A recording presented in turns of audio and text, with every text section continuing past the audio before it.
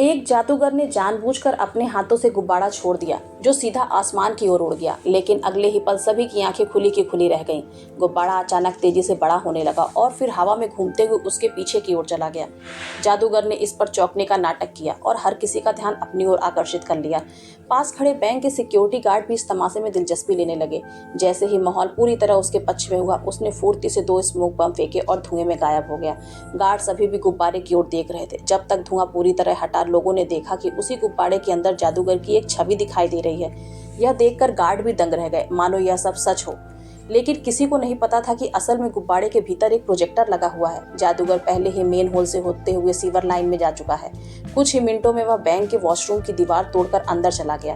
Bank manager उसकी अचानक मौजूदगी से घबरा गया और उसने हाथ में पकड़े हुए कीमती रत्न जमीन पर गिरा दिए।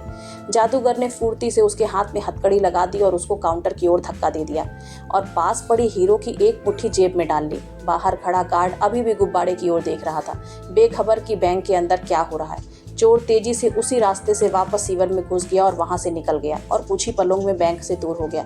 मैनेजर को होश आया तो उसने अलार्म बटन दबाने की सोची, लेकिन बटन इतना दूर था कि उसका हाथ वहां तक पहुंच नहीं रहा था। उसने फौरन जमीन पर पड़े ज्वेलरी बॉक्स का डिब्बा उठाया ताकि बटन दबा सके, मगर तब तक चोर फिर से ऊपर जाकर निकल चुका था। जब आखिरकार अलार्म की आवाज गूंजी, तब तक वो कीमती रत्नों के साथ न जाने कहां। नेक्स्ट पार्ट के लिए चैनल को सब्सक्राइब करें।